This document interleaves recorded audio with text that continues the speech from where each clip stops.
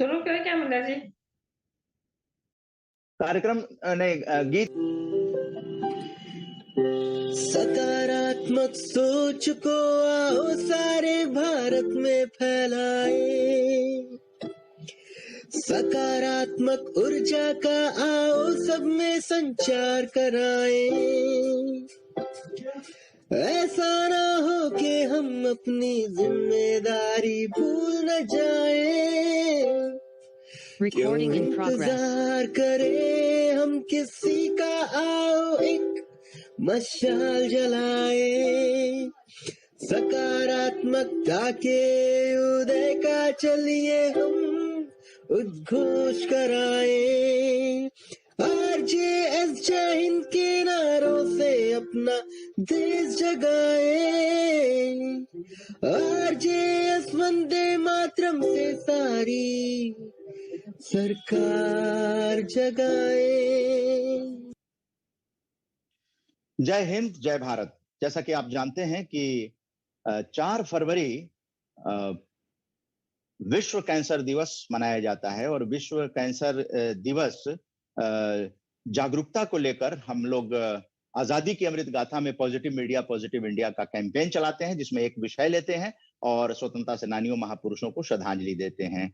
आज आजादी की अमृत गाथा का 124वां कार्यक्रम है। ये भारत सरकार के आजादी का अमृत महोत्सव की सबसे बड़ी जन भागीदारी है और विश्व स्वास्थ्य संगठन ने अपनी पहल पर 1933 में जेनेवा स्विट्जरलैंड में पहले कैंसर दिवस की स्थापना की थी और विश्व कैंसर दिवस का लक्ष्य कैंसर से जुड़े जोखिमों के साथ साथ इसके लक्षणों और रोकथाम के बारे में जन जागरूकता बढ़ाना है। और विश्व कैंसर दिवस की जो थीम है वो 2022, 2023 और 24 के लिए क्लोज द केयर गैप, जिसके बारे में हमारे प्रख्यात जाने माने जो विशेषज्ञ हैं वो बताएंगे। और आजादी की अमृत गाथा के 124वें कार्यक्रम के को ऑर्गेनाइजर और मॉडरेटर जो हैं बीडीएसएल महिला कॉलेज जमशेदपुर की प्राचार्य डॉक्टर पुष्कर बालाजी हैं, जो कि आरजे सकारात्मक भारत उदय सूचना केंद्र की प्रभारी भी हैं। तो स्वागत है वेलकम एड्रेस के लिए। और अंत में हम लोग श्रद्धांजलि सभा में स्वतंत्रता सेनानी तिलका माझी और दीनदयाल उपाध्याय जी को श्रद्धांजलि देंगे, उनको कोटि कोटि नमन करेंगे। तो स्वागत है डॉक्टर पुष्कर बालाजी।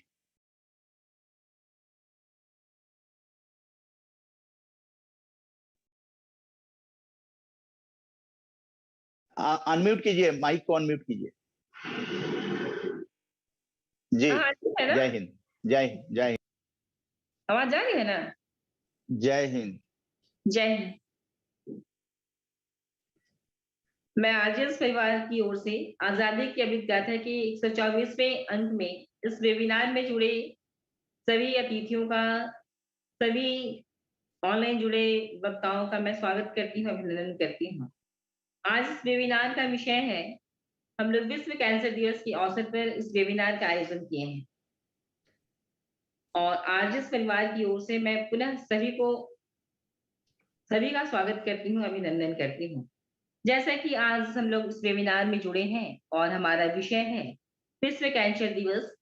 हर वर्ष 4 फरवरी को कैंसर के बारे में जागरूकता बढ़ाने और इसकी रोकथाम, पहचान और उपचार को प्रोत्साहित करने के लिए मनाया जाता है। वर्तमान का जो समय है, वर्तमान का जो दौर है, पूरा विश्व कोविड से डरा हुआ है। पिछले 2 साल से हर कोई इस खतरनाक वायरस से जूझ रहा है। बढ़ते प्रदूषण और बदलते पर्यावरण के कारण आए दिन तरह तरह की नई बीमारियां लोगों को अपना शिकार बना रही हैं, जिसके कारण वैज्ञानिकों में भी काफी डर बना हुआ है। इन्हीं खतरनाक बीमारियों में से एक बीमारी है कैंसर। वर्ष 1933 में इस दिन को मनाने की शुरुआत हुई। इस दिन दुनिया भर में कैंसर के प्रति जागरूकता फैलाने और इसके संकेतों को लोगों तक पहुंचाने के लिए कई कार्यक्रम रखे जाते हैं, आयोजित किए जाते हैं। तो आज इसी पर हम सब चर्चा करेंगे। अब मैं अपने अतिथियों को बुलाना चाहूंगी। अतिथियों का स्वागत करती हूँ मैं पुनः। आज के हमारे कीनोट एड्रेस के लिए सुशील मंथानिया जी, आपका मैं स्वागत करती हूँ, अभिनंदन करती हूँ। आप सीनियर मेडिकल ऑन्कोलॉजिस्ट हैं। आप मूलतः महाराष्ट्र की नागपुर से हैं। मैं आज की मुख्य अतिथि चीफ गेस्ट का स्वागत करती हूँ। आप director professor child cancer specialist हैं। साथ ही आप विम्स ट्यूमर नामक पुस्तक के एडिटर हैं और Lady Hardinge medical college and associated Kalawati Saran children's hospital new Delhi के आप डायरेक्टर हैं। सर, आपका इस आज के वेबिनार में बहुत बहुत स्वागत है, अभिनंदन है। साथ ही इस परिवार के जनकदाता कहें या बिगनिंग क्या कहें, उदय कुमार मन्ना जी का, जो पूरे तन मन धन से लगे रहते हैं। आपका भी मन्ना जी नेशनल कन्वीनर के रूप में आप इस सभी वेबिनार में सेमिनार में अपना बहुमूल्य समय देते हैं।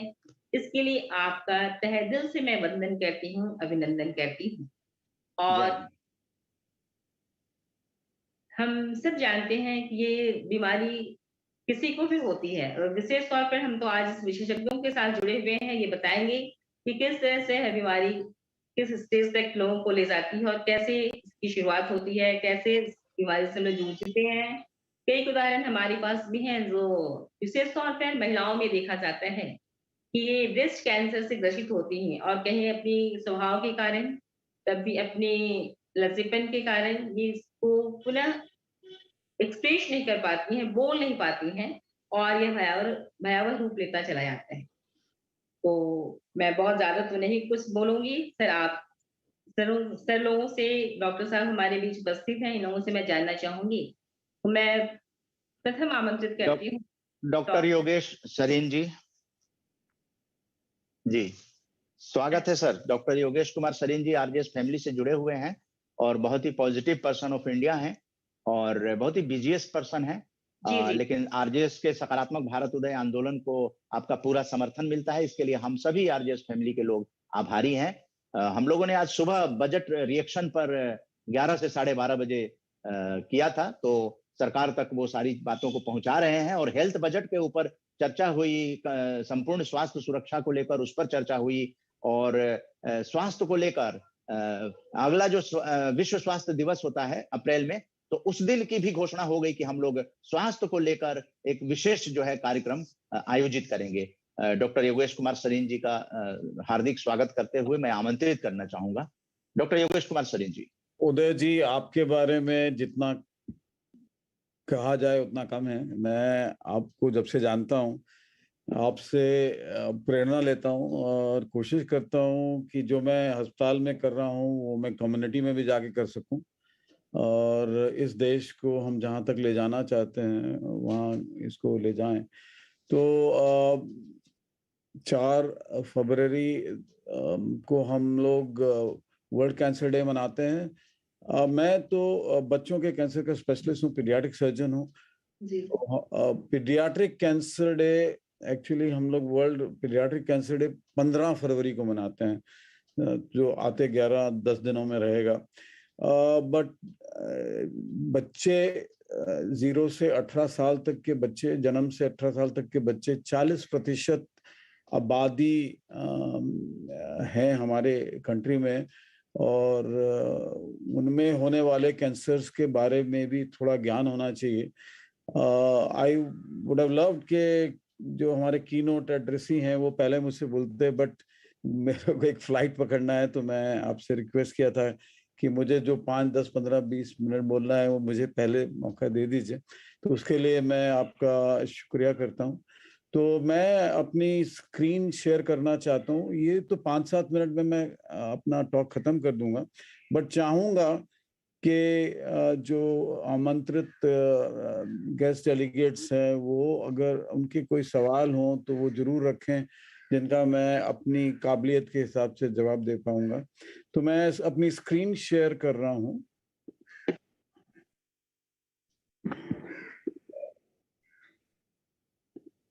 थोड़ा सा वक्त लग सकता है।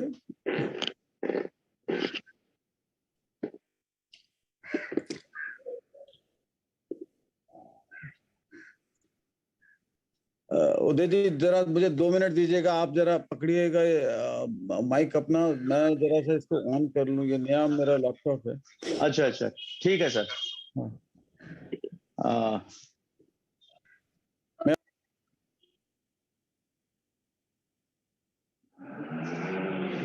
जी वैसे तो सब ठीक चल रहा है। टेक्निकल टीम से चाहेंगे कि वो शेयर करने के लिए डॉक्टर साहब को को होस्ट बना दीजिए। आप कुछ शेयर करना चाह रहे थे? हाँ हाँ, मैं शेयर करना चाहता था। हाँ, तो को होस्ट बना दीजिए डॉक्टर साहब को। Technical team please. जी आप now you are cohost sir, you are cohost, आप शेयर कर सकते हैं। मैं अभी कर रहा हूँ सर।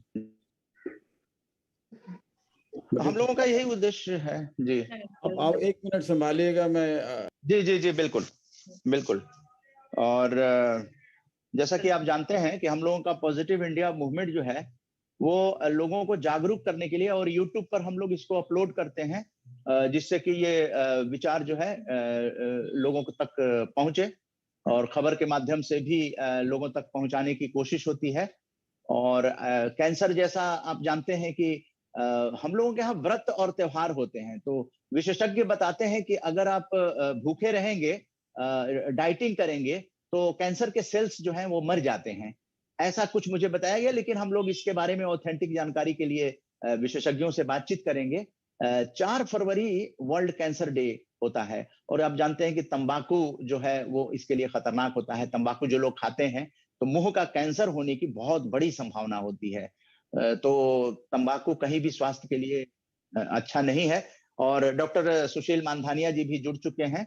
और डॉक्टर सुशील मानधानिया जी, अगर आप सुशील मानधानिया जी जुड़ गए हैं? हाँ जी जी सर। सर आपको आमंत्रित करते हैं। सुशील मानधानिया जी प्रख्यात कैंसर रोग विशेषज्ञ हैं और नागपुर से जुड़े हैं। जी मुख्य अतिथि भी जुड़े हुए हैं, और वो भी संबोधन देने वाले हैं। कीनोट एड्रेस के लिए अभी आमंत्रित करते हैं doctor Sushil Mandhania ji. Please sir, आपका पीपीटी प्रेजेंटेशन हम लोग देखना चाहते हैं।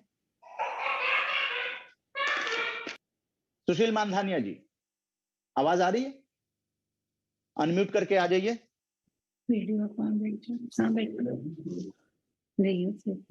सुशील मानधानिया जी।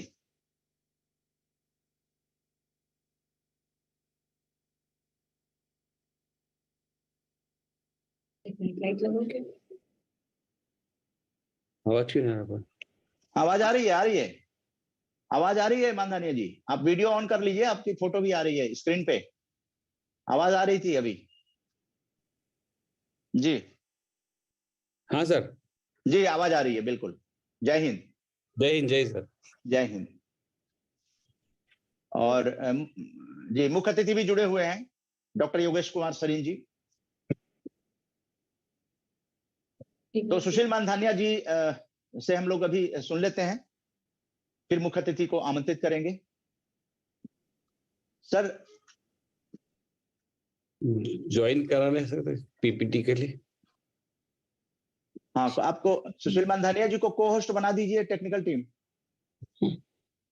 ठीक है, हो गया। को होस्ट करेंगे अभी। वीडियो बंद करते हैं।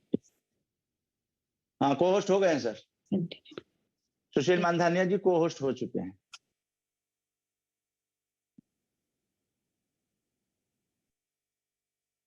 एक मिनट। जी sir, go on. Yes, just wait sir.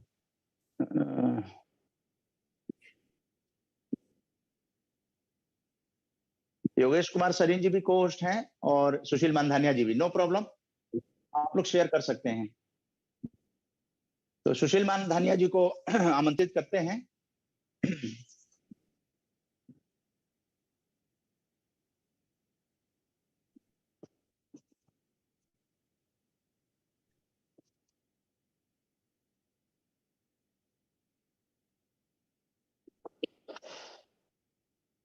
इधर कैसे निकलेगा? सर सुशील मानधानिया जी, अगर आपके पास समय हो तो 2 मिनट हो गया सर, एक शेयरिंग ही कर रहा, हो गया ओपन। 10 मिनट का सर प्रेजेंटेशन दीजिएगा, फिर योगेश सरीन जी को बुला लेंगे। सॉरी सर, आप मेरा स्क्रीन देख सकते हैं सर? हाँ, स्क्रीन देख रहे हैं। Cancer fears myths and facts in today's era.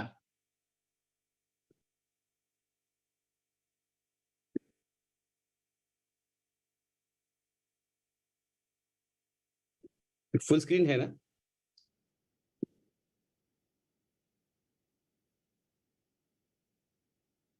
नमस्कार, मेरी आवाज क्लियर है? जी सर, तो मैं शुरू करना चाहूँ? जी जी जी। सर्वप्रथम धन्यवाद आज के ऑर्गेनाइजर जी मन्ना जी का, और आज़ादी के अमृत महोत्सव के ये बहुत ही अच्छे अवसर पर कल वर्ल्ड कैंसर डे था, तो इसके उपलक्ष्य में काफ़ी अवेयरनेस प्रोग्राम्स हुए थे। तो उसका मेन उद्देश्य यही था कि कैंसर के प्रति जो डर है, मिथ्या है, और जो फियर है, मुझे जो उसके बारे में जो मिसकंसेप्शंस है, उसको क्लियर किया जा सके। अगर हम कैंसर की बात करते हैं तो world wide cancer first second most common cause of death है।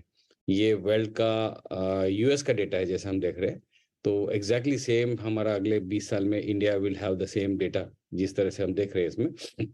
आज की पोजीशन में अगर हम इंडिया में देखें तो नियरली 14 लाख के आसपास नए मरीज की संख्या हो रही है, और उसमें जो डेथ रेट है 4 से 4.5 लाख के आसपास डेथ रेट है। पर इसमें जो ये संख्या है, इसमें बहुत बड़ी प्रगति होने वाली है। मुझे प्रगति का बोलना नहीं चाहूंगा, मैं बहुत इंक्रीज होने वाला है इसमें, और इसका मेन कारण रहने वाला है ageing, and second most common will be tobacco. तो तब एजिंग का मतलब ये है कि देखिए, लास्ट इलेक्शन 2020 में जब हुए थे तो हमने एक ऑस्ट्रेलिया की जितनी जनसंख्या में न्यू वोटर्स को ऐड किया था। तो we are very youngest population of the world, and ये हम यंग जो पॉपुलेशन है ओल्ड होने वाले है, ये एजिंग होने वाली है। तो एजिंग के साथ साथ कैंसर के इंसिडेंसेस डेफिनेटली बढ़ने वाले हैं। ये आईसीएमआर का डेटा जो देख रहे हैं, और इसमें एक भयानक चीज वो भी बताई गई कि 1 in every 10 Indians will get cancer in इस लाइफ टाइम। तो ये और एक आश्चर्यचकित और बहुत ही भयानक डेटा है, मुझे डरावना डेटा है कि अगर हम 100 करोड़ 140 करोड़ पकड़ते तो आप अंदाज लगा सकते हैं कि कितना बड़ा वॉल्यूम में ये कैंसर होने वाला है आगे के इसमें। और आज की स्थिति में हम देखते हैं तो जो 14 लाख के आसपास जो डेथ जो कैंसर के नए मरीज बता रहे हैं, it is just a tip of iceberg. 766 district है। अगर 766 डिस्ट्रिक्ट में हम देखते हैं तो सिर्फ 176 डिस्ट्रिक्ट ही ऐसे जिसमें रीजनल कैंसर सेंटर्स है। इसका मतलब इतने सारे, बहुत से नियरली 22% में ही है। तो बचे हुए जो 78% डिस्ट्रिक्ट है जो इंडिया के, वहाँ पे आज भी रीजनल कैंसर सेंटर्स नहीं है, तो वहाँ का डेटा मिलता ही नहीं है। तो जो हमारा ओरिजिनल जो नंबर रहेगा वो डेफिनेटली इससे बहुत ज्यादा रहने वाला है। अगर हम देखते हैं तो कम्युनिकेबल डिसीजेस का जो नॉन कम्युनिकेबल डिसीज और कम्युनिकेबल डिसीज जैसे इन्फेक्शन था, हैजा था, इसके जो डेथ रेट से डेफिनेटली कम हुए। पर अब कम्युनिकेबल डिसीजेस के जो प्रमाण है वो बढ़ रहे हैं, और उसका मुख्य कारण रहने वाला है एक तो cardiovascular diseases, neurological diseases and cancer. तो आप देखेंगे कि लास्ट 50 सालों में हार्ट डिसीजेस में नंबर ऑफ डेथ्स कम हुए हैं, इन्फेक्शंस में नंबर ऑफ डेथ्स कम हुए हैं, सेरिब्रोवास्कुलर डिसीज ब्रेन के जो जो जो समस्या होती है उसके डेथ्स कम हुए। पर अगर हम कैंसर की अगर डेथ देखते हैं तो 50 सालों में हार्डली कोई डिफरेंस आया है। तो इसका कारण क्या है? इतने एडवांसेस होने के बाद, इतने ट्रीटमेंट में नए नए चीज पद्धत आने के बाद में भी, तो उसका जो मुख्य कारण हमारे देश में है वो है लेट डायग्नोसिस। अगर आप एक उदाहरण देना चाहूंगा ब्रेस्ट कैंसर का, तो ब्रेस्ट कैंसर में हमारे देश में 1,78,000 के आसपास में नए मरीज होते हैं, और नियरली 90,000 जो मरीज होते हैं वो पहले साल नहीं देख पाते अपना इसका ट्रीटमेंट का।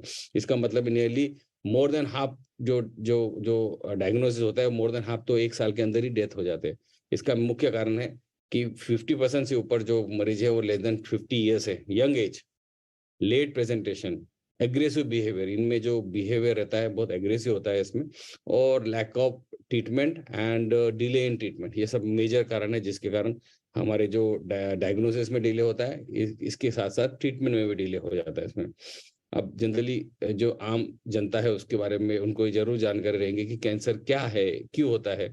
जनरली कैंसर आपके शरीर के सेल्स है जो आपके शरीर के कंट्रोल से बाहर हो जाते हैं और अनियंत्रित ग्रोथ होती है उसमें, that is they don't die. Apoptosis का मतलब होता है नेचुरल डेथ। नेचुरल डेथ इसमें नहीं हो पाती है, और ये एक डीएनए लेवल पे ऐसा डैमेज होता है जिसके कारण अनकंट्रोल्ड डेथ होती है। Secondly they derive their own blood supply and they have got capacity to migrate, मतलब माइग्रेशन भी हो जाता है इसमें। जनरली सेल्स एक जैसे लीवर का सेल्स लीवर में ही रहेगा, पर अगर लीवर का कैंसर, लीवर के सेल्स अगर कैंसर में तब्दील हो जाते हैं तो उनमें ये गुण भी आ जाते हैं कि सेल ब्लड सप्लाई डिराइव करना, अनकंट्रोल्ड मल्टीप्लाई करना और स्प्रेड होने की क्षमता भी उनमें आ जाती है। इसीलिए ये बीमारी काफी घातक हो जाती है। अब कई बार प्रश्न ये भी पूछा जाता है, सर कितने प्रकार के कैंसर है? जनरल पब्लिक के लिए तो हम बोलेंगे कि ब्लड के कैंसर अलग होते हैं, अवयव के कैंसर, सॉलिड ट्यूमर के कैंसर अलग होते हैं। अब सॉलिड ट्यूमर्स में आप हेड से लेके तो जमीन नखून तक के आप देख सकते हैं कि ब्रेन कैंसर है, आई के कैंसर है, नेजल कैंसर है, ओरल कैंसर है, इसोफेजियल कैंसर है, किडनी लंग्स के कैंसर है, स्टमक कैंसर, आंतड़ियों के cancer, uterine cancer, ovarian cancer, breast cancer, ये अवयव के कैंसर हो गए। अगर आप ब्लड कैंसर में देखें तो acute leukaemias, chronic leukaemias, lymphomas, ये जनरली हम इसको ब्लड के कैंसर्स में बोलते हैं। जनरल ये एक एग्जांपल मैं देना चाहूंगा, ये रियल एग्जांपल है। ये इस मरीज को जब हमारे पास आई थी तो she was diagnosed with stage 4 cancer. देखेंगे तो रियली सॉरी, कैसे ऐसा हो रहा है। इनके ब्रेन में जो ये था डिसीज, ये जो दिख रहा है जो ब्रेन में, he had a disease in the brain। और जब आई थी ये ऑलरेडी ये 72 इयर्स की फीमेल थी, और जब आई थी जब अनकॉन्शियस लेके आई थी, जो ब्रेन में जो सफेद जो दिख रहा है इसमें एक्चुअली में हाथ लगाती तो चेंज हो जा रहा है, तो ब्रेन में भी इसकी बीमारी थी। और फिर जब पता चला तो देखा गया एग्जामिनेशन में तो इसके ब्रेस्ट में गांठ थी जिसके कारण वो फैल के ब्रेन में गई थी। तो ये अच्छे घर के होने के बाद में भी ये जानकारी नहीं पता चल पाई कि ऐसा क्यों हुआ। अब आप देखोगे तो इसके फेफड़े में भी वो बीमारी थी। सॉरी, आप देखेंगे कि फेफड़े में भी ये इस तरह से ट्यूमर्स थे उसमें, और it was already stage 4। Generally ये जो पेशेंट थे ये स्टेज 4 में आए थे, तो घर वाले काफी चिंतित थे कि हमारे इसमें ऐसा क्या गलती हुई जिसके कारण हमारी माताजी को हमारा बीमारी डायग्नोसिस नहीं कर पाए और स्टेज 4 में आ पाई। तो उनकी 3 बेटियां थी, तो उसमें से सभी बेटियों को हमने बोला कि आप मैमोग्राफी करा लीजिए। तो आपको इसमें से एक बहुत ही आश्चर्यचकित ये चीज हुई कि एक जो सबसे छोटी बेटी थी जो कि 45 ईयर्स की थी, उनके ब्रेस्ट में एक छोटी सी गांठ थी जहां एरो दिख रहा है। तो वो गांठ हाथ से पाल्पेट नहीं हो रही थी, हाथ से पता ही नहीं चल रही थी। तो ये गांठ इसलिए पता चल पाई कि उन्होंने वो जागरूकता दिखाई और उन्होंने मैमोग्राफी करी। तो इस जो लेडी थी जो 42 ईयर्स की, उनकी 3rd नंबर की डॉटर, उनका हमको ऑपरेशन भी हो पाया। हम उसका ब्रेस्ट भी पूरा नहीं निकालते हुए उसको क्लियर कर सके बीमारी को, और कीमोथेरेपी दी। आज भी वो लेडी अच्छी है। तो इसका मतलब एक ही फैमिली में एक ही बीमारी, एक स्टेज 4 है जो नहीं बचा पाए, और एक स्टेज 1 था, हम उसको क्लियर कर पाए और वो आज भी जिंदा है। तो जो डिफरेंस जो है वो है डायग्नोसिस का, स्टेज का। तो आज का जो मेजर हमारा जो टेक होम मैसेज रहने वाला है कि अगर हमको कैंसर पे विजय करना है तो 2 चीज रहने वाली है। एक तो हमारे प्रिवेंशन पे ध्यान देना पड़ेगा, और हो सके तो जितना अर्लियर स्टेज में हम उसको पकड़ पाएंगे, शायद हम उतना हम उसको क्योर रेट्स बढ़ा पाएंगे उसमें।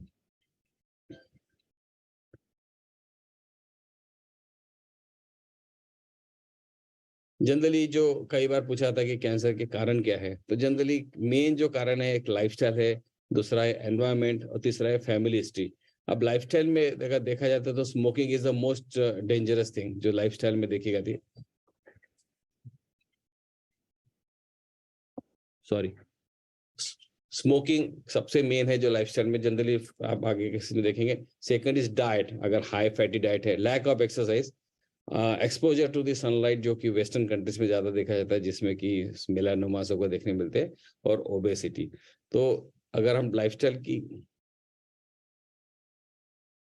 आप देखेंगे कि मेल में अगर देखते हैं तो नियरली 44% और 36%, दैट मीन्स डाइट और टोबैको, अगर हम इसको मिला ले तो nearly 80% of the cancers are because of this 2 major कारण, डाइट के कारण और एक्सरसाइज के कारण।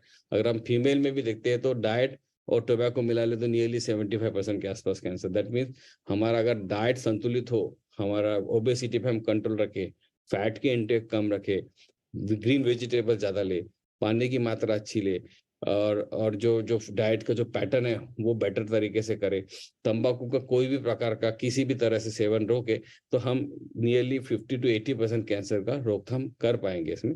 और भी बहुत सारे कारण है कैंसर के, जिसका कैंसर के परसेंटेज में कम भागीदारी है, जैसे कि एक्सरे एक्सपोजर है, किसी प्रकार के कोई ड्रग्स का भी है, ऑक्यूपेशनल एक्सपोजर जैसे कि पोल्यूशन वाली इंडस्ट्रीज है, एस्बेस्टोस इंडस्ट्रीज है, ऐसे इसमें थोड़ा लंग कैंसर के प्रमाण ज्यादा देखने गए हैं। और अल्कोहल कंजम्पशन भी एक वन ऑफ द कारण है जिसमें कैंसर देखा जा सकता है। इसमें एनवायरमेंटल रिस्क, ये बहुत बड़ी रिस्क है जो हमारे देश में, कल मैं दिल्ली में था तो अब ऊपर से भी जब फ्लाइट से देखते हैं तो एक पूरा काले कलर का कोहरा दिखता है। तो this is nothing but environmental pollution. और ये हम स्मोक कर रहे हैं, ये जो जनरली एक दिन का जो हम इनहेलेशन कर रहे हैं, और नियरली 2 से 3 पैकेट सिगरेट के जितना घातक है वो। और ये हो रहा है तो आप देखोगे कि शहरों में एक अलग प्रकार की बीमारियां देखने में मिल रही है, ज्यादा करके लंग में जो फुफ्फुस की जो बीमारियां है, कॉफ है, ब्रोंकाइटिस है, और न्यूमोनाइटिस जो इन्फेक्शंस हो रहे हैं, या फिर सेकेंडरी लंग कैंसर, ये ज्यादा देखने में आ रहे हैं। और उसके कारण पाचन क्रिया या बाकी सब चीजों में भी हमको समस्या देखने को मिलती है इसमें। बट जो सबसे मेन प्रॉब्लम जो कैंसर में जो देखा गया था, दैट इज स्मोकिंग, टबाको, तंबाकू एंड तंबाकू। हमारे देश में तंबाकू का जो प्रमाण है, स्मोकिंग कम है और ओरल तंबाकू के रूप में ज्यादा है। तो अगर वर्ल्ड में देखा जाए तो नियरली 80 लाख डेथ तंबाकू के कारण होती है, वो कैंसर नॉन कैंसर बीमारियां मिला के है। और उस 80 लाख में नियरली 7 लाख के आसपास जो डेथ है वो पैसिव टोबैको के कारण है, मुझे कि टोबैको के जो ना स्मोकिंग करते हुए भी ऐसे लोग जो स्मोकिंग कर रहे हैं, उनके कारण जो दुष्परिणाम जो बाजू में जो साथ में जो इनहेल कर रहे हैं उसके कारण है इसमें। अगर हमारे देश में अगर तंबाकू के बारे में देखें तो, अगर वर्ल्ड में देखें तो हर 6 सेकंड में एक मृत्यु होती है जो कि तंबाकू रिलेटेड बीमारी से है। नियरली 15 लाख डेथ है each year because of tobacco related illness. ये 15 लाख डेथ में इंडिया की बता रहा हूँ आज की करंट स्थिति में। ये 15 लाख डेथ में cancer, cardiovascular diseases, respiratory diseases सब आ गए इसमें। और नियरली 24% मेल और नियरली 6% फीमेल में जो मृत्यु का कारण है वो टोबैको रिलेटेड, तंबाकू के रिलेटेड इलनेस है। पर अगर आप कैंसर की बात करें तो मेल में 42% कैंसर और फीमेल में 18% कैंसर जो तंबाकू रिलेटेड कैंसर के कारण डेथ हो रही है इसमें। लोग बोलते हैं कि इसका इकोनॉमिक इम्पैक्ट तंबाकू के कारण रेवेन्यू आता है, तो आपको जान के हैरानी होगी कि हर साल तंबाकू के रिलेटेड जो इकोनॉमिक इम्पैक्ट है, जो बिकॉज ऑफ टंबाकू related infection, morbidity, deaths and premature deaths, इसका जो इम्पैक्ट है वो है 1,06,000 करोड़। और तंबाकू रिलेटेड जो रेवेन्यू है that is nothing more than 30,000 crore. और अगर तंबाकू रिलेटेड जो हम जो समस्या देखते हैं तो पूरे देश का बजट और पूरे स्टेट के हेल्थ बजट को मिला ले तो भी तंबाकू के रिलेटेड जो इकोनॉमिक डैमेज हो रहा है वो 12% ज्यादा है। तो इसका मतलब है कि इसका जो इम्पैक्ट है जो हमारे इकोनॉमी पे वो भी बहुत बड़ा गहरा है, because of treatment, because of death and because of pre mature death. जो एक इम्पॉर्टेंट लाइफ थी जो अगले 20 साल 25 साल तक काम कर सकती थी, तो number of life which has been life year wasted, उसको सब कैलकुलेट करें तो इसका इकोनॉमिक इम्पैक्ट बहुत बहुत ज्यादा है एज कम्पेयर टू दी फायदे जो उसकी जो बोलते हैं टैक्सेस के रूप में। सेकेंड हैंड तंबाकू का भी बहुत इंपॉर्टेंट रोल है जो हमारे बच्चों पे, घर में जो लेडीज पे, उसमें इसका इम्पैक्ट देखा जाता है। हमारे देश में जनरली 6 से 7 हजार कैंसर के मरीज ऐसे भी है जो सेकेंड हैंड तंबाकू के कारण देखने में आते हैं। तो जनरली करे क्या? जनरली बार बार प्रश्न ये आता है कि इसका क्या इलाज है साहब, हम बचे कैसे? तो इसमें ये है कि भाई हमें मोस्ट इंपॉर्टेंट है correct diet, lifestyle and exercise. तो generally 30 to 40 minutes of exercise every day होनी चाहिए। It should be brisk exercise. Generally एक डेटा था, ये यूएस का डेटा है, 1,80,000 90,000 के आसपास में लाइफ के जो deaths can be prevented because of regular exercise, और अप्रोक्सीमेटली उतनी number of deaths can be prevented, वो रोकी जा सकती है अगर हम तंबाकू को छोड़े। तो अगर इसका आप दोनों को मिक्स करते हैं, तंबाकू रिलेटेड और एक्सरसाइज रिलेटेड, अगर हम दोनों चीज को साथ में लेते हैं कि हम तंबाकू छोड़ दें और एक्सरसाइज को भी अपना ले, तो हम बहुत बड़ी डेथ्स की जो प्रॉब्लम है उसको हम काफी हद तक उसको हम कंट्रोल कर सकते हैं। खाने पीने में जनरली एक बहुत इंपॉर्टेंट प्रश्न कल भी आया था कि खाने पीने का क्या प्रिकॉशन है। जनरली अभी देखा जाएगा कि हमारा अभी का डाइट और पहले के डाइट में डेफिनेटली बहुत फर्क है। We are moving more towards the western lifestyle, जहाँ पे कि हाई फैट डाइट हो रहा है इसमें यूज में, फास्ट फूड्स का प्रमाण ज्यादा बढ़ रहा है। उससे भी ज्यादा घातक जो हम प्रैक्टिस में देख रहे हैं सबसे मेन है very excessive use of insecticide and pesticides. तो ये जो इंसेक्टिसाइड पेस्टिसाइड्स है, ये जब कीटाणुओं को भी मारता है, तो इसका डैमेज हमारे शरीर पे भी डेफिनेटली होने वाला है। तो जब ये सब्जियों पे, फ्रूट्स पे और अपने गेहूं या चावल, इस पे भी जब जो भी प्रकार से छिड़के जाते हैं, तो वो हमारे शरीर पे इसका इम्पैक्ट रहने वाला है। और ये कॉन्सेंट्रेटेड मात्रा में शरीर इसमें आते हैं मार्केट में। जनरली सब्जियों पे जैसे टमाटर या भिंडी, इस पे अगर छिड़काव किया जाता है तो बोला जाता है कि भाई 10-12 दिन बाद उसको मार्केट में भेजे या तोड़ के भेजे। जनरली वो आज छिड़काव होता है, 3 दिन बाद ही मार्केट में आ जाती है। तो उसका जो कॉन्सेंट्रेशन है बहुत ज्यादा है, बहुत हाई लेवल है। आप देखेंगे कि मिलावट जो है, दूध में भी मिलावट, खोवे में मिलावट, सल्फ्यूरिक एसिड का काफी यूज हो रहा है खोवे की, इसमें पुट्टी डालते हैं खोवे में, फिर फ्रूट्स आर्टिफिशियली राइपन हो रहे हैं। तो ये सब चीजों का इम्पैक्ट हमारे शरीर पे बहुत बड़ी मात्रा में हो रहा है। इसलिए हम देख रहे हैं कि कैंसर के पैटर्न चेंज हुए और यंग कैंसर, यंग लोगों में भी ऐसे कैंसर देखने में मिल रहे हैं जो कि कभी देखे नहीं गए थे। वेरी यंग पेशेंट, 22 साल 25 साल में स्टमक कैंसर, रेक्टम के कैंसर, कोलोन के कैंसर, मतलब आंतरियों के कैंसर, ये कभी देखने में नहीं थे, ना ही कभी किताबों में कहीं लिखा गया है। पर हम बहुत रूटीनली और अभी पिछले 5-6 सालों में इसका बहुत ज्यादा प्रमाण देख रहे हैं। तो it is something to do with our diet, हम जो क्या खा रहे हैं उसमें है। तो अननेसेसरी कैलोरीज ना ले। जनरली जो अब देखे ना, जो टीवी के सामने बैठते हैं तो नॉन स्टॉप खाते रहते हैं, तो you are adding that calories. Extra जो फैट होता है उसके कारण भी कैंसर के प्रमाण बढ़े हैं। ब्रेस्ट कैंसर का जो एंडोमेट्रियल कैंसर का रिलेशन फैट से है, गाल ब्लैडर का कैंसर रिलेटेड फैट से है, कोलोन कैंसर का रिलेशन फैट से है। तो हमें कोशिश करनी चाहिए कि अननेसेसरी एक्स्ट्रा कैलोरीज ना ले, रेगुलर एक्सरसाइज करे, पानी की मात्रा अच्छी ले, सब्जियां फ्रूट्स की जो मात्रा है वो एडुकेट अमाउंट में ले, फ्रीक्वेंट डाइट ले, और रात में लेट ना खाए। हो सके जब तक तो 7, 7:30, 8 के पहले खाना चाहिए। खाने और सोने के बीच में 1.5 से 2 घंटे का गैप होना चाहिए, ताकि उसकी पचन क्रिया प्रॉपर तरीके से हो सके। और इतना सब होने के बाद में भी हमें बहुत बड़ी युद्ध बाकी है अभी। जनवरी 2013 में क्योर रेट्स था 10% के आसपास थे। आज की पोजीशन में 65 से 70% पेशेंट में क्योर रेट्स हो रहे हैं। पर क्योर का एक ही ब्रह्मास्त्र है इसमें, कि हम कितने जल्दी हम बीमारी को पकड़ते हैं। ब्रेस्ट कैंसर स्टेज 1 में क्योर रेट्स नियरली 95% है, स्टेज 4 में क्योर रेट्स 10% है। तो वही बीमारी स्टेज विल मैटर। तो हमें अर्लीस्ट जितने जल्दी पकड़ सकते हैं वो पकड़ना है। क्या इसके साइंस एंड सिम्टम्स है, कैसे पकड़े इसको।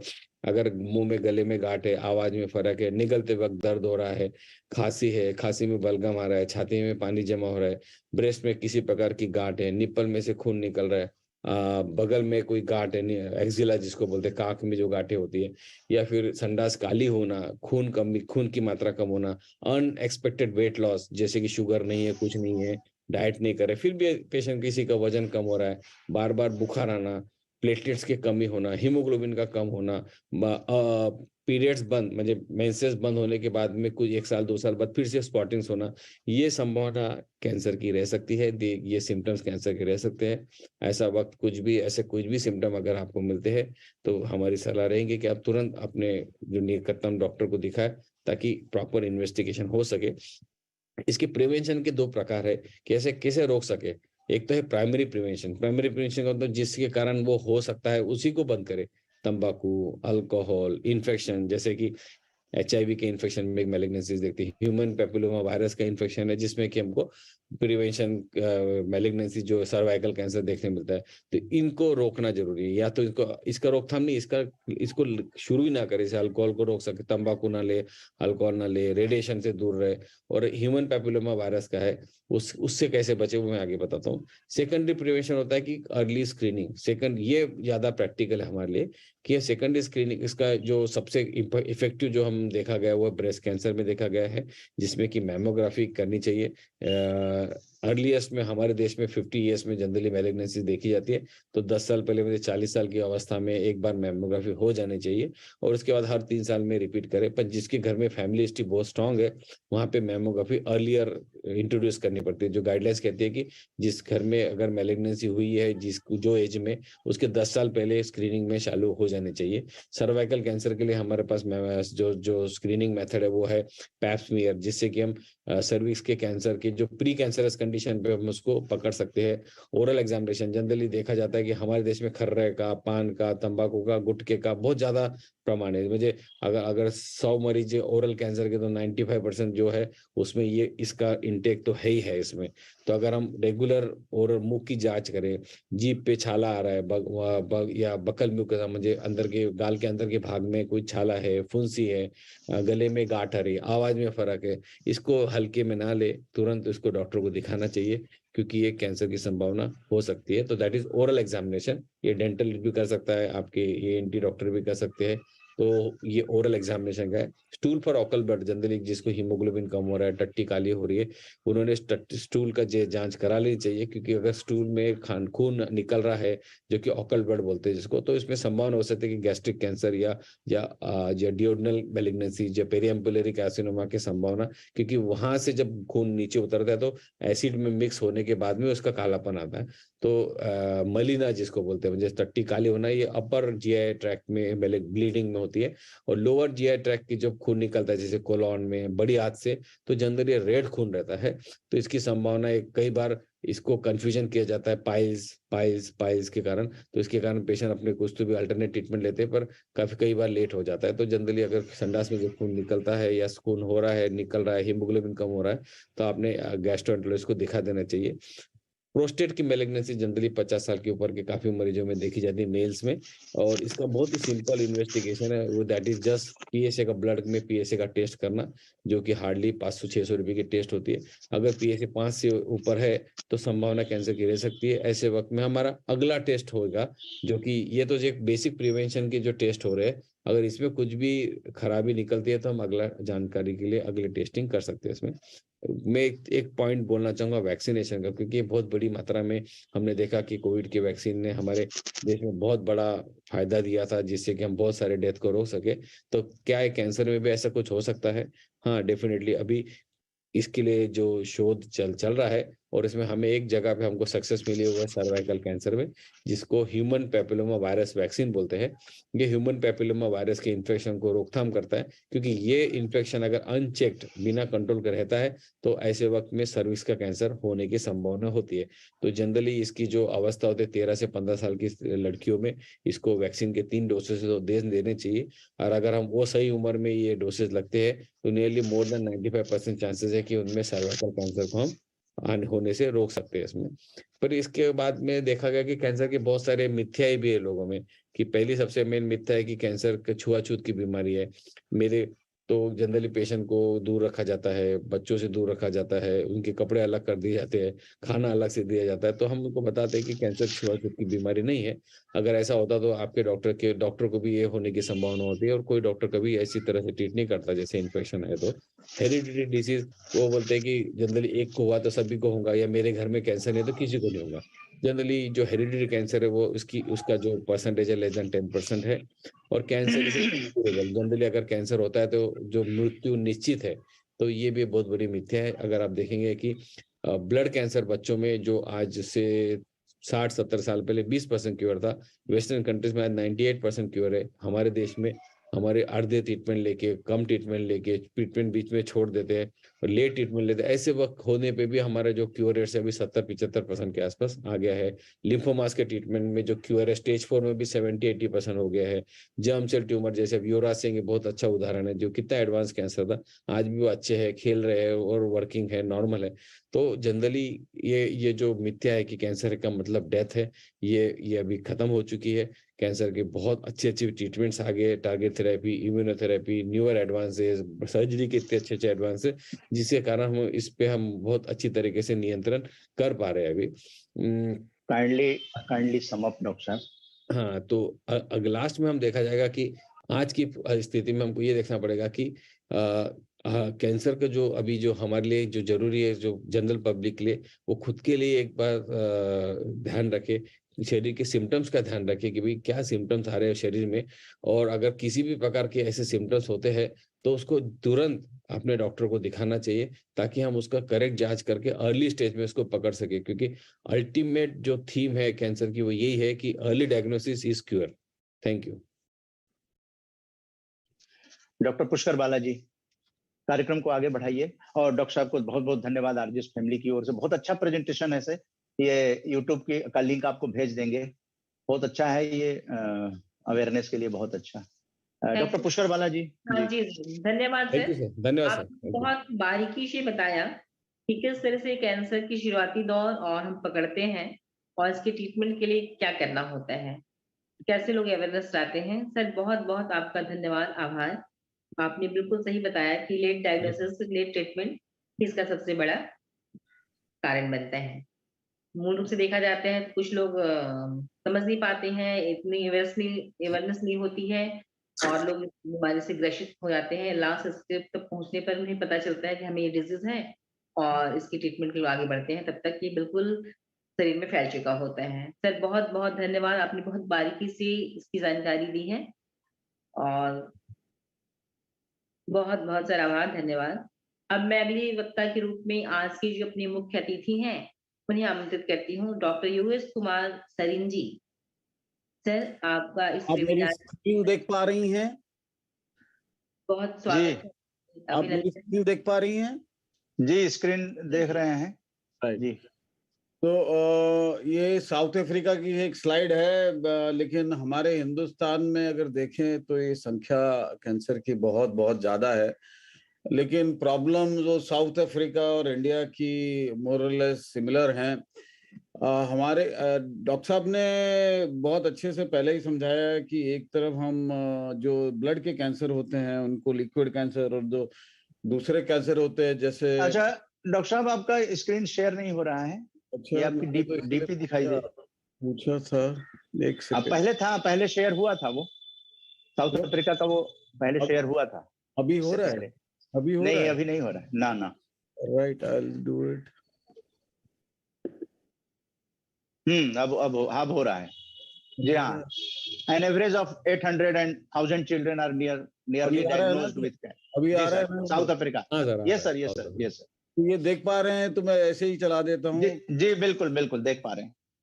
तो मेरा कहने का मतलब है, ये जो साउथ अफ्रीका में जो 800 से 10,000 बच्चों की बात कर रहे हैं, तो हमारे यहाँ तो संख्या इसको आप काफी 100 से मल्टीप्लाई कर लीजिए।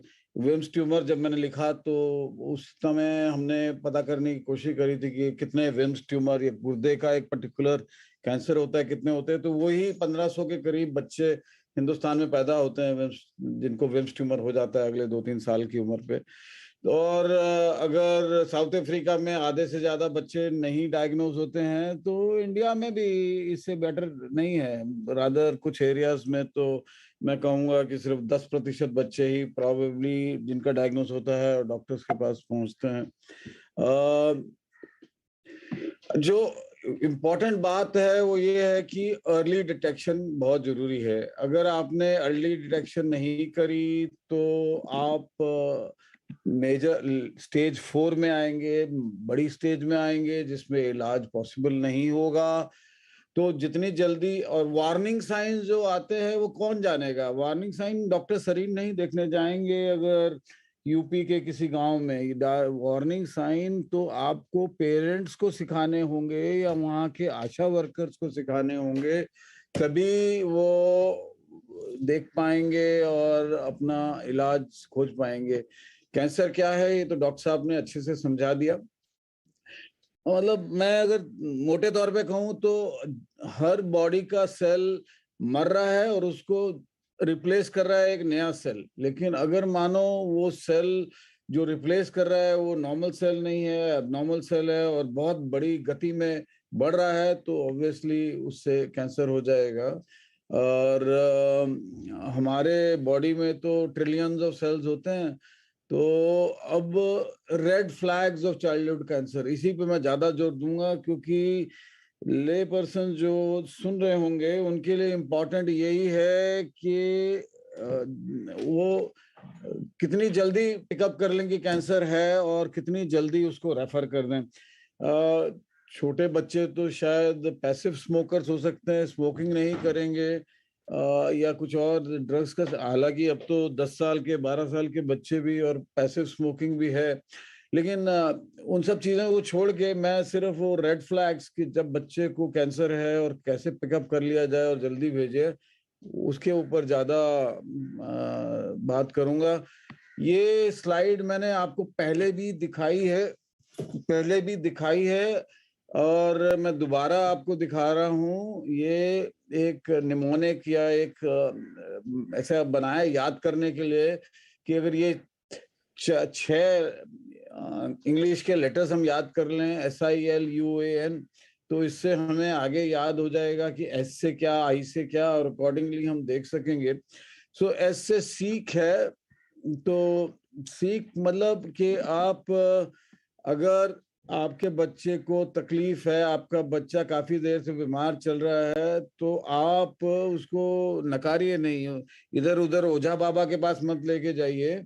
आज भी मैं अखबार में पढ़ रहा था, किसी बच्चे को निमोनिया हो गया और उन्होंने 3 महीने के बच्चे को निमोनिया ट्रीट करने के लिए किसी झोला छाप डॉक्टर के पास ले गए और उसने जो लोहे की सलाख गर्म करके उसको कई जगह दाग दिया और बच्चा मर गया।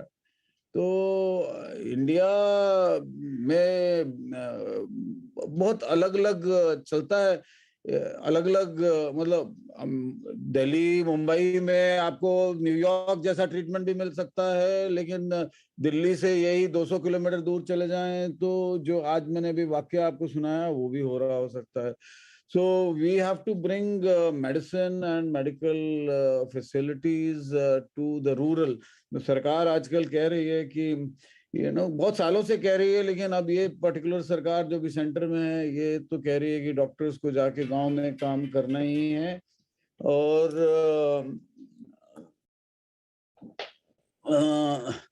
तो नेक्स्ट है आई में आपको अगर मोतियाबिंद जैसा व्हाइट स्पॉट बच्चे की आंख में अगर दिख रहा है, या बच्चा अभी तक देख रहा था अभी वो देखना बंद कर दिया, या आई एकदम बल्ज कर रही है, तो उसके पीछे भी कैंसर हो सकता है। डॉक्टर को दिखाइए, रेटिनोब्लास्टोमा हो सकता है, न्यूरोब्लास्टोमा हो सकता है।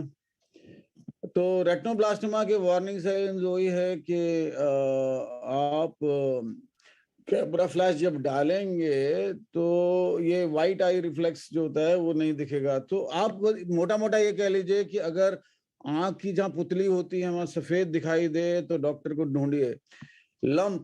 लंप माने कि आपके शरीर में कहीं पे भी, पेट में, छाती के अंदर आप फील नहीं कर पाएंगे, लेकिन एक्सरे में, चेस्ट एक्सरे में आ जाएगा, और चेस्ट एक्सरे तो आजकल हर जगह अवेलेबल है। इनफैक्ट अल्ट्रासाउंड भी आजकल छोटे छोटे शहरों में अवेलेबल है। बहुत अच्छा अल्ट्रासाउंड रिपोर्ट ना भी दे पाए, यही बता दें कि बड़ी सी गांठ है पेट में तो उसका इलाज कराइए। गले में भी गांठ हो सकती है, टांग में भी गांठ हो सकती है। अगर एक गांठ हो गई जो नहीं जा रही है तो उसको शक करिए कि ये कैंसर है, उसका इलाज कराइए।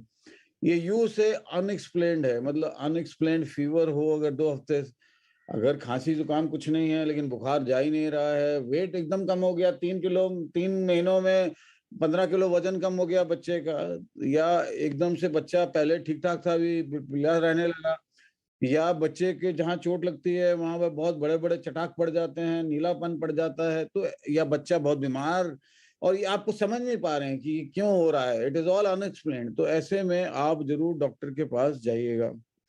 एकिंग, अगर आपका बच्चा हमेशा कंप्लेन करता है कि मेरी हड्डी में दुख रहा है, मेरे जोड़ों में दुख रहा है, तो ऐसे बच्चे को बैक एक हो रहा है, ऐसे बच्चों को, या फ्रैक्चर बड़ी जल्दी जल्दी हो रहे हैं, तो ऐसे बच्चों को अंडरलाइन कोई प्रॉब्लम हो सकती है, आप डॉक्टर के पास लेके जाइए।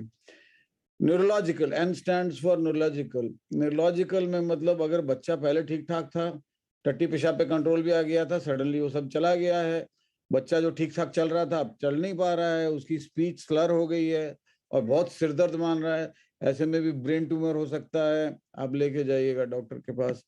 सो एक तो ये है कि आपने डायग्नोज कर लिया, फिर डायग्नोज के बाद ट्रीटमेंट के लिए डॉक्टर्स अपने टेस्ट करेंगे और बच्चों के जो कैंसर होते हैं, मैं सॉलिड कैंसर्स के बारे में बात कर रहा हूँ क्योंकि वही मैं इलाज करता हूँ एज ए पीडियाट्रिक सर्जन।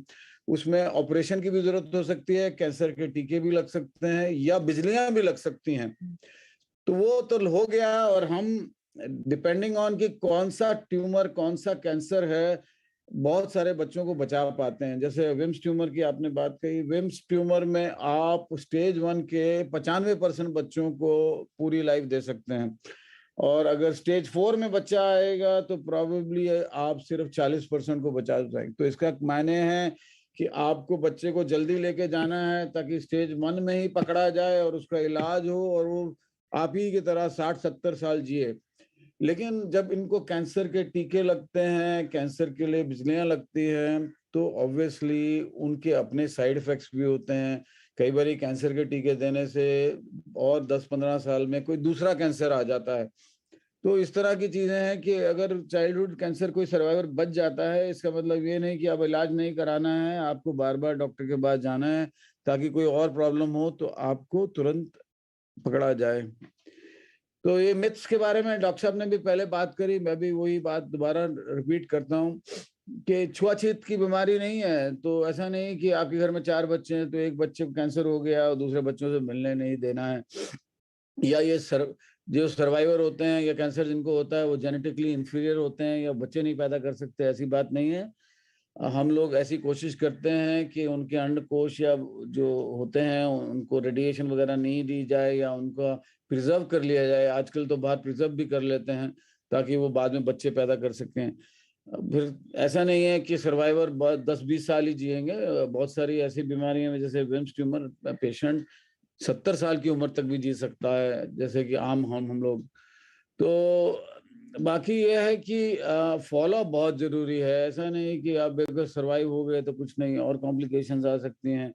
और जैसे अगर गुर्दा एक निकाल दिया विम्स ट्यूमर के कारण, एक अगला गुर्दा खींच तो सकता है, लाइफ हो सकता है, लेकिन 40-50 साल की उम्र में वो थोड़ा फेल करे और डायलिसिस और उस तरह की चीजों की जरूरत पड़े। तो सर्वाइवर्स, एक और मिथ है कि वो स्कूल में पढ़ाई नहीं कर सकते हैं या ढंग से ना, बिल्कुल नॉर्मल रहते हैं। आप ही तरह सोच सकते हैं, स्कूल टॉप कर सकते हैं, कॉलेज टॉप कर सकते हैं और बिल्कुल काम पे जा सकते हैं।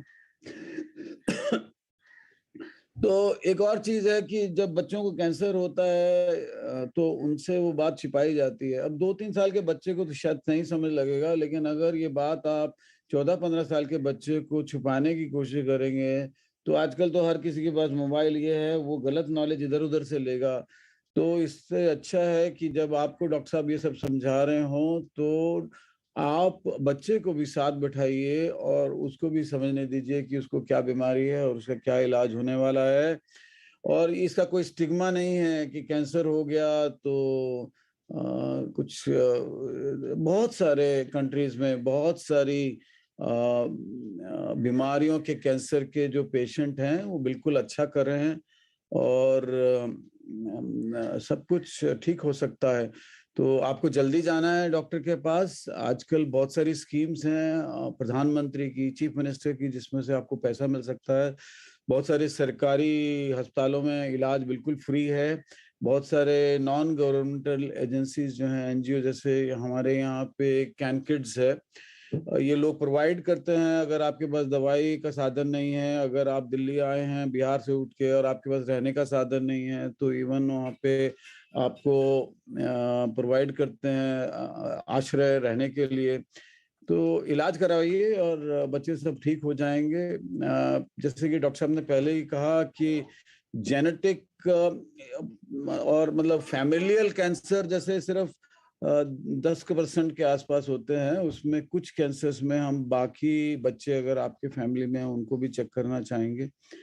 तो कैंसर अविजयी नहीं है, इस पे विजय पाई जा सकती है, लेकिन उसमें हमें आपका साथ चाहिए। मैं बहुत आभारी रहूंगा सरकार का अगर आशा वर्कर्स को ये सिखाया जाए कि पेट पे हाथ रख के वो विम्स ट्यूमर जल्दी डिटेक्ट करके भेज दें। जैसे कि मैंने कहा कि संपूर्ण डायग्नोसिस मत बनाएं, एक अल्ट्रासाउंड वेग सा भी हो जाए और कह दें कि पेट में कुछ गोला है और बड़े अस्पताल में चले जाएं तो बहुत अच्छा होगा। थैंक यू सो मच, आपने मुझे वक्त दिया, मुझे इज्जत दी। Thank you. धन्यवाद डॉक्टर साहब, आपने बहुत बिजी शेड्यूल में और आपको जाना भी है, लेकिन आपने सकारात्मक भारत उदय आंदोलन के आजादी की अमृत गाथा में समय दिया। इसके लिए आपका आरजेएस फैमिली आभारी रहेगी। डॉक्टर पुष्कर बालाजी। जी, जी। धन्यवाद सर, बहुत-बहुत धन्यवाद। आपने सर एक बात बहुत अच्छी बताई कि जनरली जो पेरेंट्स की आदत होती है बच्चों से छिपाना, तो वो आपने बहुत अच्छी बताई कि बच्चों से छुपाना नहीं चाहिए। आजकल नेट है और बहुत सारी तकनीकी सुविधाएँ हैं जिससे बच्चे पकड़ में लेते हैं और गलत जानकारी प्राप्त कर लेते हैं। तो सर ये बहुत अच्छी बात है कि छुपाना नहीं चाहिए, बल्कि पेरेंट्स को इसको कोऑपरेट करना चाहिए कि नहीं, किस तरह से केयरिंग के साथ हम लोग रह सकते हैं। और सर आपने एक बात बहुत ही अच्छी बताई अ, कि इसके सिम्पटम्स क्या हैं? बुखार आना, वेट कम होना वगैरह-वगैरह। सर बहुत-बहुत आपका धन्यवाद, अभी आभार। आप सरकार ने आई मीन 500 के आसपास मेडिकल कॉलेज हैं। हर मेडिकल कॉलेज शायद अच्छा नहीं होगा, लेकिन अब हर स्टेट में government all India institute of medical sciences खोलने वाली है, जिसमें ये बेसिक फैसिलिटीज हर एक में हैं।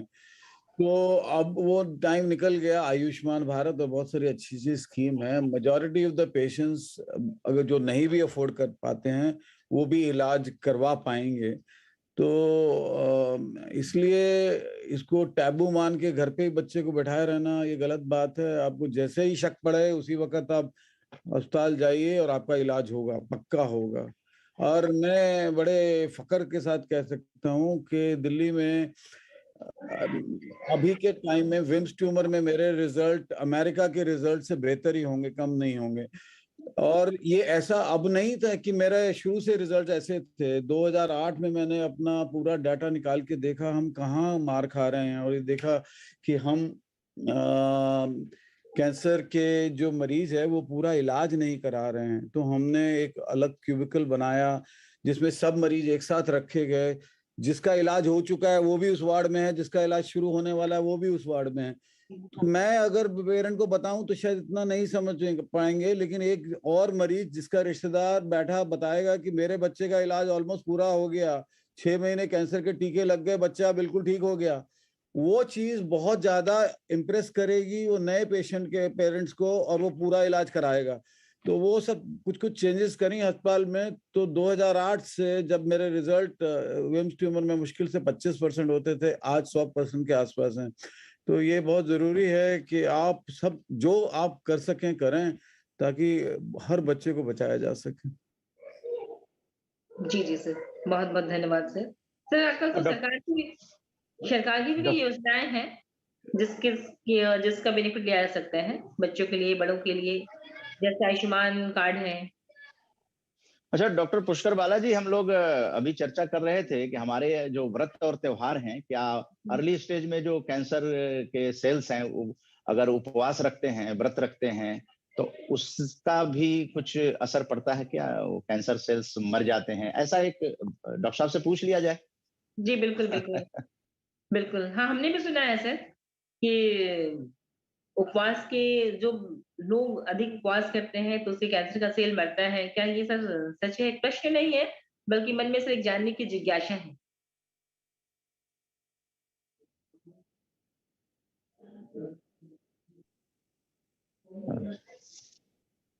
अच्छा, लगता है सर ये जिज्ञासा अगली बार के लिए रखा जाए। हाँ, सर निकल गए हैं। तो जी समाप्त करें आप, और उसके बाद हम लोग श्रद्धांजलि सभा में श्रद्धांजलि के लिए आगे बढ़ाएंगे। जी, जी, जी जी। आप इसको समाप्त करें।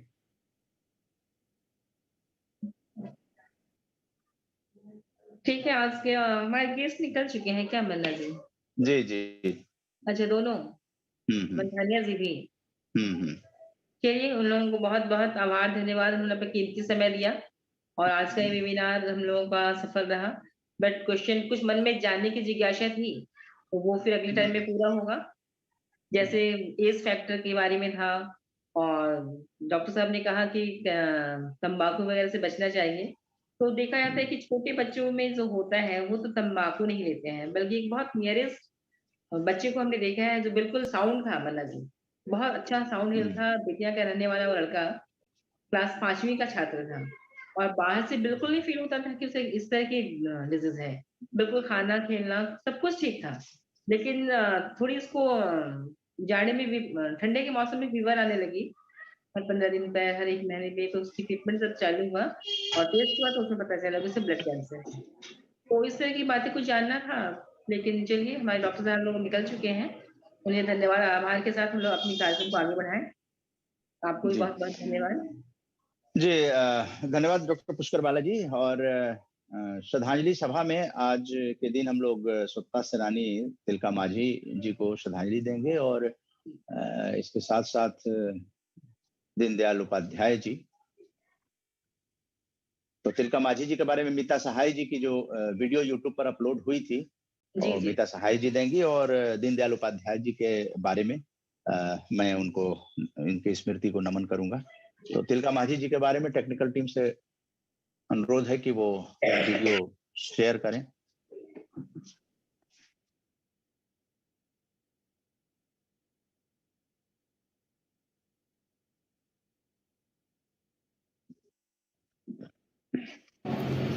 वंदे मातरम। मैं मीता सहाय आरजे सूचना केंद्र जमशेदपुर से सभी का अभिनंदन एवं स्वागत करती हूँ। तिलका माझी का जन्म 11 फरवरी 1750 को बिहार के सुल्तानगंज में तिलकपुर नामक गांव में एक संताल परिवार में हुआ था। इनके पिता का नाम सुंदरा मरमू था। उनके वास्तविक नाम जबरा पहाड़िया था। तिलका माझी यह नाम उन्हें ब्रिटिश सरकार द्वारा दिया गया था। पहाड़िया भाषा में तिलका का अर्थ है गुस्सैल और लाल आंखों वाला व्यक्ति। वे ग्राम प्रधान थे, इसलिए उन्हें माझी भी कहा गया, क्योंकि पहाड़िया समुदाय में ग्राम प्रधान को माझी कहकर पुकारने की प्रथा है। उन्होंने हमेशा से ही अंग्रेजों को अपने जंगलों की मूल्यवान संपत्ति को लूटते, उनके क्षेत्र के आदिवासियों को परेशान करते देखा था। तिलका ने धीरे धीरे अंग्रेजों के खिलाफ जंग छेड़ना शुरू कर दिया। 1771 से 1784 तक उन्होंने ब्रिटिश सत्ता के विरुद्ध लंबी लड़ाई लड़ी। इन्होंने 1778 ईस्वी में पहाड़िया सरदारों से मिलकर रामगढ़ कैंप पर कब्जा करने वालों को खदेड़ कर कैंप को मुक्त कराया था। तिलका माझी ने अन्य आदिवासी समुदायों को एकजुट करने की कोशिश की। उन्होंने साल के पत्तों पर संदेश लिखकर अन्य समुदायों के प्रमुख को भेजा। मिट्टी की पुकार को अनसुना करना मुश्किल है। अपनी मिट्टी की रक्षा करने कई लोग आगे आए और तिलका माझी को बहुत से प्रमुखों का समर्थन मिला। तिलका माझी ने एक बहुत बड़ा कदम उठाने की प्लानिंग की। 1784 में आदिवासियों ने अंग्रेजों को भागलपुर मुख्यालय पर हमला कर दिया। घमासान लड़ाई हुई। तिलका माझी के नाम पर तिलका माझी भागलपुर विश्वविद्यालय नाम से एक शिक्षा का केंद्र स्थापित किया गया है। भागलपुर के चौराहे पर स्थित एक विशाल वट वृक्ष पर तिलका माझी उर्फ जबरा पहाड़िया ने फांसी पर चढ़ने से पहले गीत गाया था, हांसी हांसी चढ़ो फांसी। जय हिंद, जय भारत। जय हिंद, जय भारत। मीता सहाय जी की ये वीडियो जो यूट्यूब पर अपलोड है और आज उसे प्रसारित किया गया। और अब दीनदयाल उपाध्याय जी को याद करते हुए बताना चाहेंगे कि दीनदयाल उपाध्याय जी की 11 फरवरी पुण्यतिथि है और दीनदयाल उपाध्याय जी का जन्म उत्तर प्रदेश मथुरा में 25 सितंबर 1916 को हुआ था। भारतीय जनसंघ के नेता रहे हैं और पंडित दीनदयाल उपाध्याय जी एक प्रखर विचारक भी और संगठनकर्ता और एक ऐसे नेता जिन्होंने पूरा जीवन अपना व्यक्तिगत ईमानदारी व सत्यनिष्ठा के साथ जिया और वे भारतीय जनता पार्टी के लिए एक वैचारिक मार्गदर्शन और नैतिक प्रेरणा के स्रोत भी रहे। पंडित दीनदयाल उपाध्याय जी मजहब और संप्रदाय के आधार पर भारतीय संस्कृति का विभाजन करने वालों को देश के विभाजन का जिम्मेदार मानते थे और वो राष्ट्रवादी तो थे ही, इसके साथ साथ भारतीय राजनीति के पुरोधा भी थे। दीनदयाल उपाध्याय की पुस्तक एकात्म मानववाद इंटीग्रल ह्यूमनिज्म ने, जिसमें कि साम्यवाद और पूंजीवाद दोनों की समालोचना की गई है, एकात्म मानववाद में मानव जाति की मूलभूत आवश्यकताओं और सृजित कानूनों के अनुरूप राजनीतिक कार्रवाई हेतु एक वैकल्पिक संदर्भ दिया गया है। और दीनदयाल उपाध्याय जी जीवन पर्यंत राष्ट्र के लिए प्रखर चिंतक रहे और राष्ट्र को आगे बढ़ाने की कल्पना करते रहे, लेकिन रहस्यमय ढंग से उनका निधन हुआ 11 फरवरी 1968 को। और लेकिन सच तो यह है कि पंडित दीनदयाल उपाध्याय जैसे लोग समाज के लिए सदैव अमर रहते हैं और आज 11 फरवरी उनकी पुण्यतिथि पर आरजेएस फैमिली की ओर से विनम्र श्रद्धांजलि दी जा रही है आजादी की अमृत गाथा के 124वें कार्यक्रम में। और डॉक्टर पुष्कर बाला जी, हम लोग हर रविवार सुबह और शाम वेबिनार का आयोजन कर रहे हैं, 11 बजे सुबह 12:30 बजे तक और 3:30 बजे से 5 बजे तक। तो अब जो विश्व कैंसर दिवस का ये लगातार हम लोग हर साल करते हैं और जागरूकता बढ़ाई जाती है, और इसमें जो चिकित्सक ने जो बातें बताई है निश्चित रूप से वो जनता तक पहुंचाने की जिम्मेदारी आरजेएस पॉजिटिव मीडिया और आरजेएस ब्रॉडकास्टिंग हाउस की है, आरजेएस वाणी की है। हम लोग इसको लोगों तक पहुंचाने का प्रयास करेंगे और आशा वर्कर तक भी उन बातों को, ताकि वो इस माध्यम से जागरूक हों और कैसे पेट पर हाथ रख के भी उसे बड़े अस्पताल तक भेजने की जो जागरूकता है वो हो सकती है।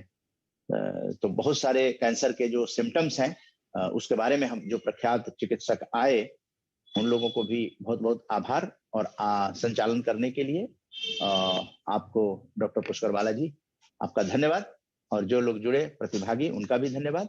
और अब हम लोग अगले रविवार को तो मिलेंगे ही, रविवार को 2 सेशन होगा ही, लेकिन उसके पहले बता दें कि राष्ट्रीय नाट्य विद्यालय के द्वारा जो कार्यक्रम हो रहे हैं उसे लेकर भी हम लोग आजादी की अमृत गाथा करेंगे, जैसे सूरजकुंड मेले को लेकर किए।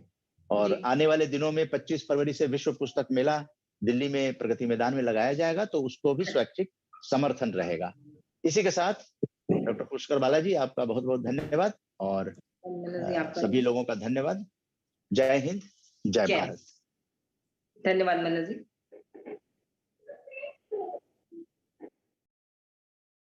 जय हिंद।